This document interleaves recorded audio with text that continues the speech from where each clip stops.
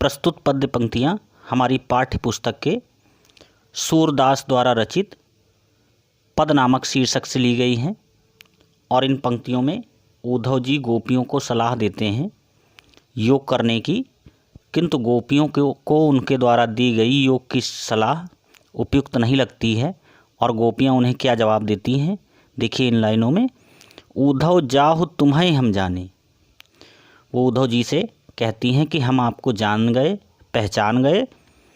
श्याम तुम्हें हैं कौन नहीं पठयो, तुम हो बीच भुलाने। और वो कहती हैं कि आप हमारे भगवान श्री कृष्ण का संदेशा लेकर के नहीं आए हैं, आप तो कहीं दूसरी जगह जा रहे होंगे, किंतु मार्ग भटकने के कारण आप हम लोगों के बीच में आ गए हैं। ब्रज नारिन सो जोग कहत हो, बात कहत न लजाने। और वो कहती हैं कि आप ब्रज की नारियों से योग करने की सलाह दे रहे हैं और ऐसी अनुचित बात करने में क्या आपको लज्जा नहीं आती है।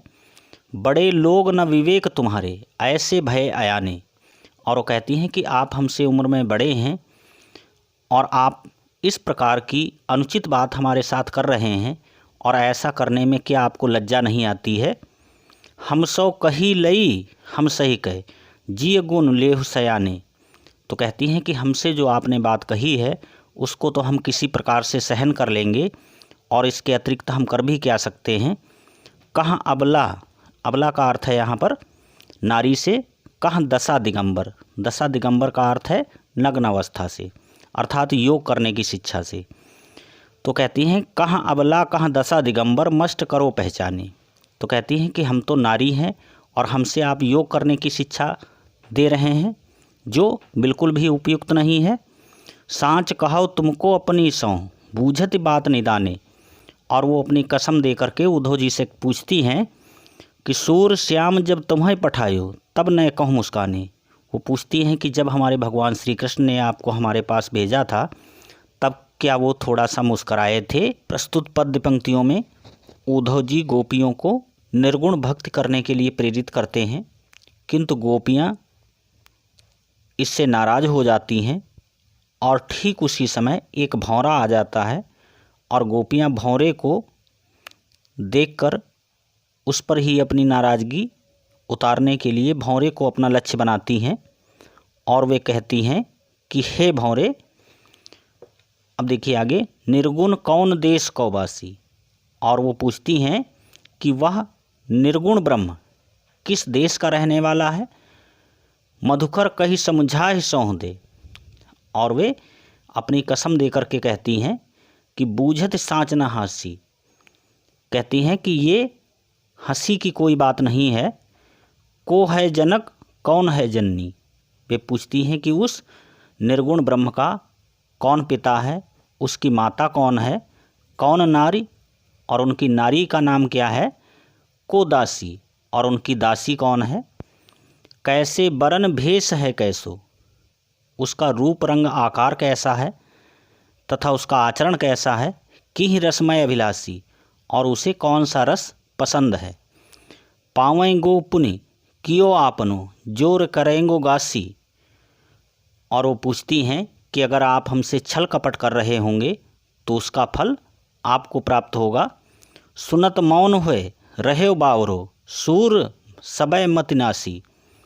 तो ये सुन करके उद्धव जी मौन रह जाते हैं और गोपियों को कोई भी उत्तर नहीं दे पाते हैं, जैसे उनकी समस्त बुद्धि नष्ट हो गई हो। प्रस्तुत पद्य पंक्तियों में कृष्ण के मथुरा जाने पर उनके वियोग से दुखी माता यशोदा देवकी के नाम संदेश उद्धव जी से भेजती हैं और कहती हैं कि ये हमारा संदेशा देवकी जी को दे देना। आगे देखिए, संदेशो देवकी सो कहियो। वो कहती हैं कि हमारा संदेशा देवकी से कह देना।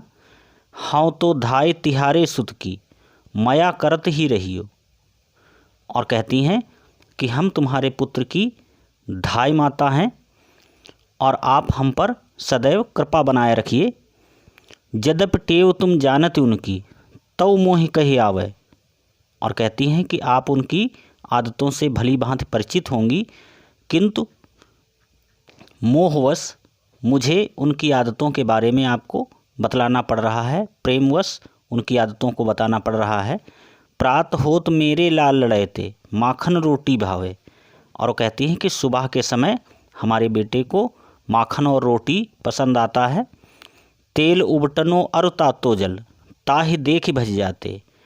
तेल उबटन तथा गर्म पानी दे करके वो भाग जाते हैं। जोई जोई मांगस सोई सोई देती, क्रम क्रम करके नहाते। और कहते हैं कि जो जो हमारा बालक मांगता है उसे हम क्रमवार देते हैं और क्रमवार ही उसको स्नान भी करवाते हैं। सूर पथिक सुनि मौन मोहि रैनी, दिन बढ़े रहत और सोच।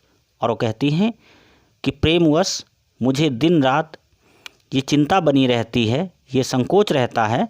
मेरो अलक लड़े तो मोहन होए है करत संकोच, कि हमारा बेटा संकोची प्रवृत्ति का है, इसलिए वो खाने पीने की चीज़ों में संकोच करता रहता है।